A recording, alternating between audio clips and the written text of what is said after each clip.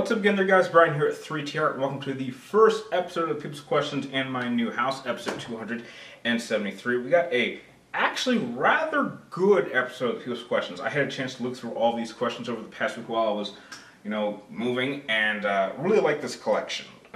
It's mostly all regulars, but there are a few newbies, so that's a plus. So jump right into them. The first question comes from Matt Cruz. Welcome back. And you want to know, what movie have I watched that I enjoyed but is not well known to the general audience?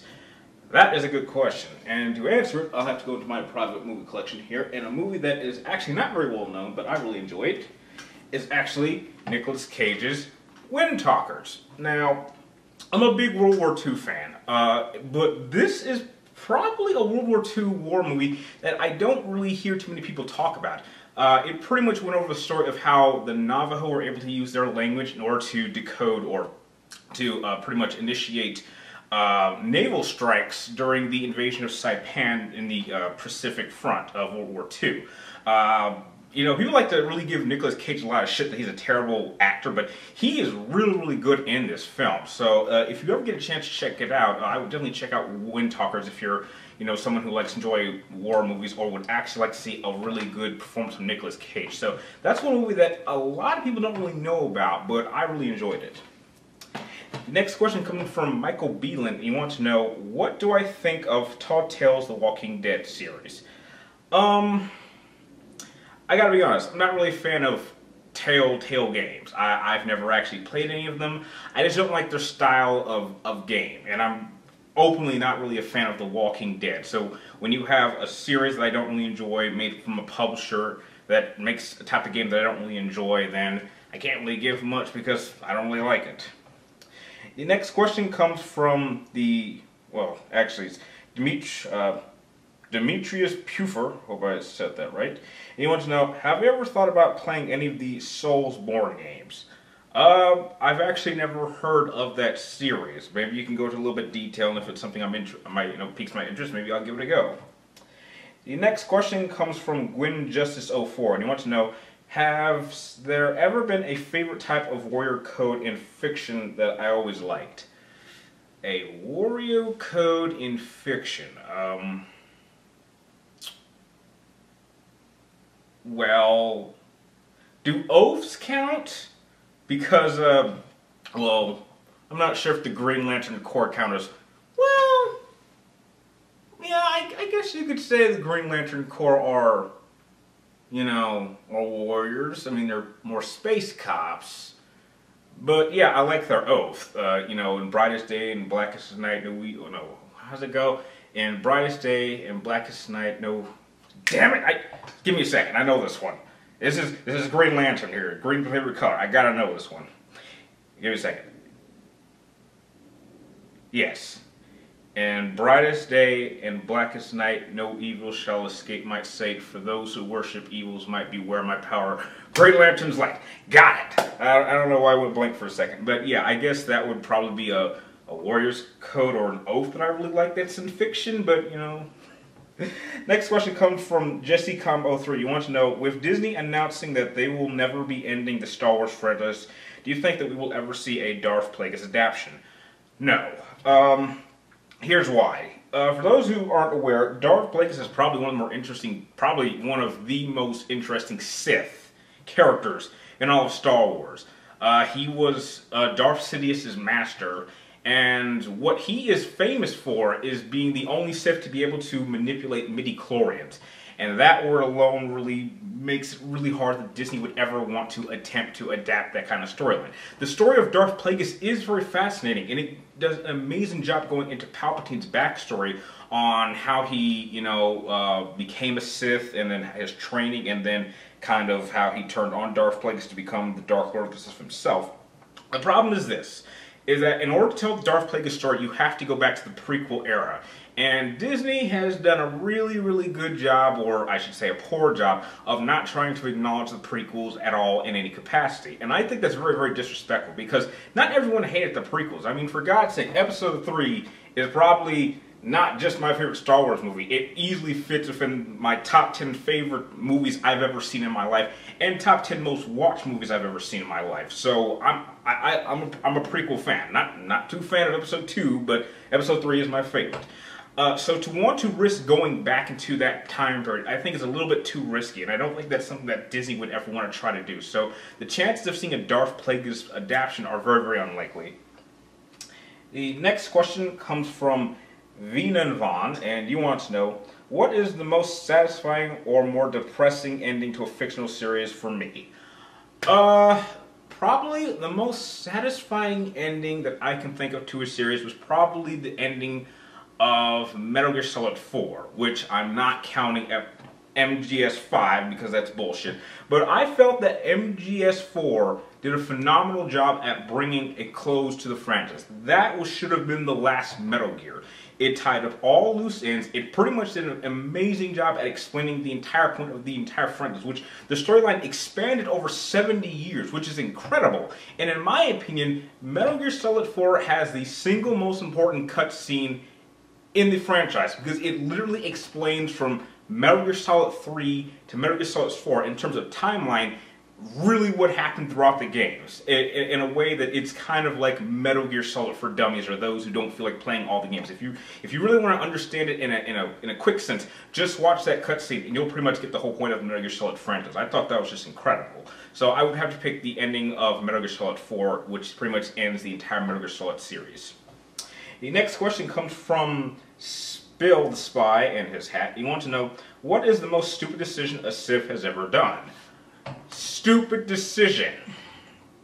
Okay, well, we gotta go with Darth Sidious here, because he's made so many stupid decisions. I think the dumbest decision was the fact that I don't know why, I understand why he's such a sadist, but the fact that he was so in episode 6, in Return of the Jedi, Palpatine was such a dumbass during the entire period. And here's my biggest issue with the original trilogy. This is like the dumbest thing I've ever heard. If you've seen the film, you understand that Vader wants to turn Luke to the dark side so they can overthrow the Emperor.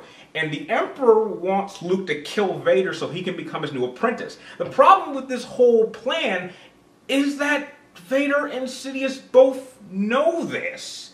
I mean, I understand that the whole point of the Rule of Two is that the apprentice is supposed to overthrow the master, but what good does recruiting Luke help Vader? Vader's supposed to take down Sidious by himself, not with the help of Luke. And with all those prosthetics and the amount of damage that his body had to be rebuilt, it pretty much assured that Vader could never be more powerful than Sidious, or take him down one-on-one, ever. So I just don't know what's the point of the Rule of Two at that point. It's so silly when you sit down and think about it. It's so stupid. And the fact that Sidious was such an idiot to just be shocking Luke just to torture him a little bit, when he could have easily just flash-fried his ass and killed him right there instead of making Vader stand there. And then he can't even beat an old guy who's only got one hand. I mean, Darth Sidious has the most pathetic death I've ever seen from a top villain. I mean, it is almost laughable. And it's probably one of the biggest things I really dislike about the original trilogy. But that's probably the dumbest thing I've ever seen a Sith do. And that's just act like a total dumbass in the worst possible moment. The next question comes from Abel, or Abel I should say, and you want to know, which franchise has given my channel the most growth? I honestly don't know. Because I don't know I can't really judge what has really caused the channel to grow the most. I mean, I can make theories. I mean, I have looked at the progress of the channel and see where subscribers are coming from, but it's always a mixture of different videos. It's never just one specific type of video. It's never just from all the Versus series that I do. It's not from the game reviews or movie reviews that I do. It's not from the top 10 list. It's a collection.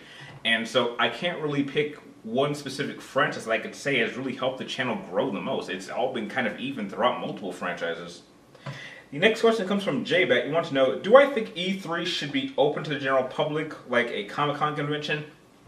you know something?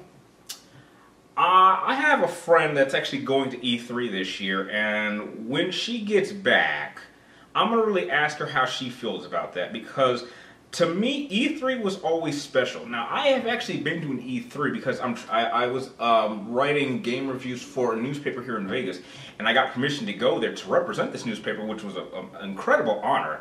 And I felt that being able to go to E3 means that you're really one of the elite. You're one of those who actually is actively trying to spread the word on gaming.